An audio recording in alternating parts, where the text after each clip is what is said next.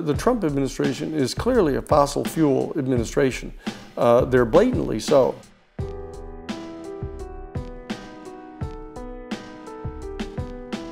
One of the things that's extraordinarily important for people to understand is that partners in the energy transfer partnership that was responsible for trying to put this pipeline in across the Great Sioux Nation, that two of the principal investors in that company were, in fact, Donald Trump himself and Rick Perry, the man that he is appointed to be the head of the Department of Energy. So these men, up until just after they got elected, basically, they were in fact financial investors and partners in this whole partnership. They have their own personal financial interests involved. It's three agencies of government when I get there that are gone: commerce, education, and the what's the third one there? Let's see.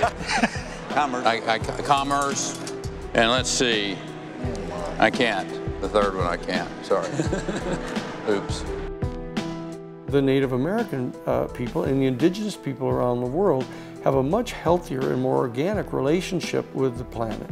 They view the planet as a relative, a source of their life itself, and their relationship with it is essential.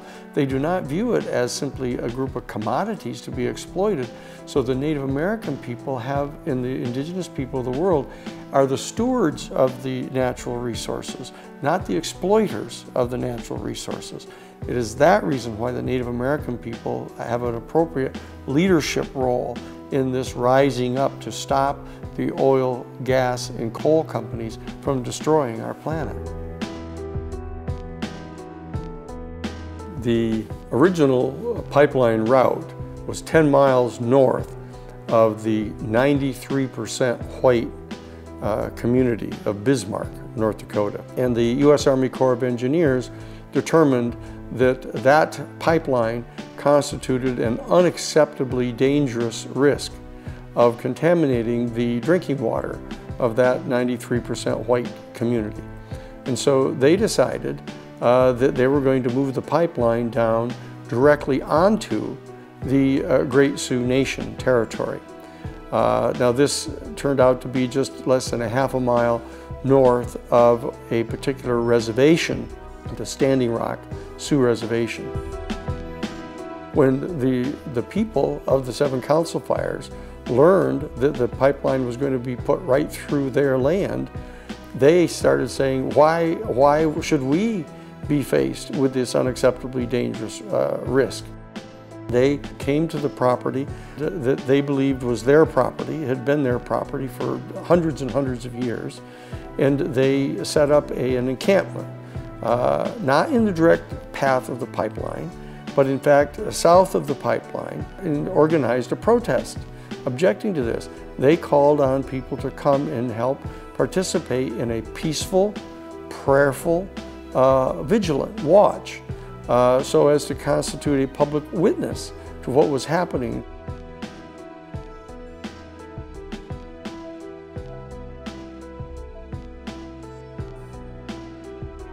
So even though the demonstrators were completely peaceful, these aggressive private security people viewed their presence in the area as being embarrassing and disruptive. And so they began to undertake very aggressive action toward these peaceful demonstrators, sicking attack dogs on them and spraying them with mace and tear gas, simply for their sitting there or standing there in a totally peaceful way, protesting. And so more and more people began to come because those scenes were reminiscent of scenes back in the 1960s when the extremely reactionary and racist police departments of the states in the South, in Mississippi and Alabama, would sick the attack dogs on peaceful civil rights demonstrators. And that is how the demonstration went forward until they were attacked. The Dakota Access Pipeline Corporation and the Energy Transfer Partners hired Tiger Swan to come on to their property, the property around the pipeline, and to suppress any type of these demonstrators.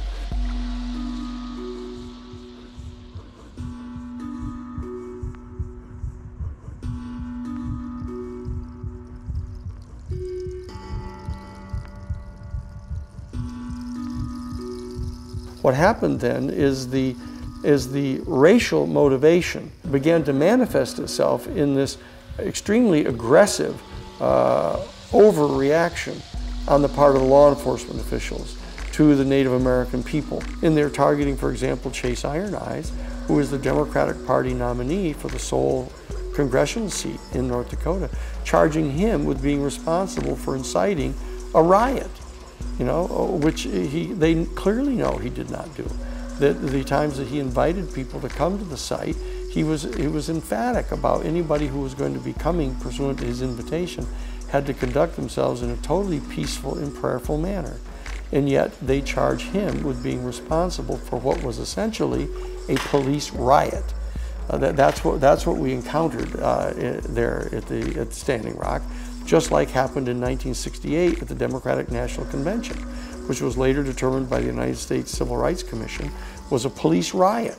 They basically blew their lid, the police, at the simple fact that people defied them. When they ordered them to leave, they ordered them to disperse, and they didn't. They decided that they had the right to attack the demonstrators. So that was where the rioting took place.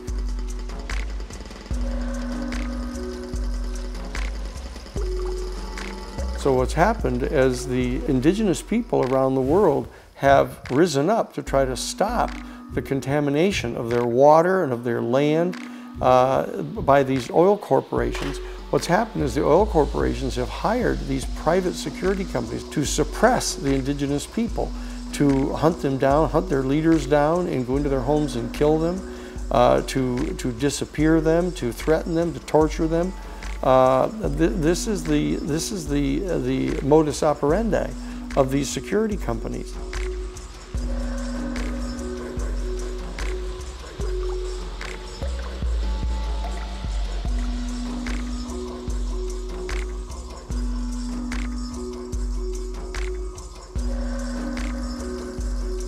We're going to be defending Chase Iron Eyes on two different charges. One is inciting a riot, which just as a matter of fact is transparent that he did not do. That's just a factual defense. That if they're going to say that him simply inviting people to come to the property and engage in a peaceful and prayerful vigil, if they're going to characterize that as a crime, as somehow instigating a riot by doing that, that we're going to be able to point out that he was entirely justified in doing what he was doing. That what was going on was an unlawful criminal conspiracy on the part of this oil pipeline corporation, working in conspiracy with state law enforcement people and the people from the U.S. Army Corps of Engineers to violate the rights of equal protection of the Native American people. And he's also charged, Chase Iron Eyes is charged with trespassing, preposterously trespassing on land that is part of the Great Sioux Nation, and that the United States government has not undertaken any kind of lawful means of trying to take that land away from them. They simply declared that they were taking it away, that by a passage of a statute in Congress, saying, oh, here, we're just passing a statute that we have a right to take all of your land away. And now we have people like Steve Bannon inside this administration trying to characterize these resistance movements as terrorism, as anti-corporate terrorism, and to invoke the terrorism legislation that has been passed subsequent to 9/11 to apply against these domestic people, the American people that were here in North America 30,000 years before the Europeans. This is the reaction that is being generated now on the part of the European and Caucasian culture.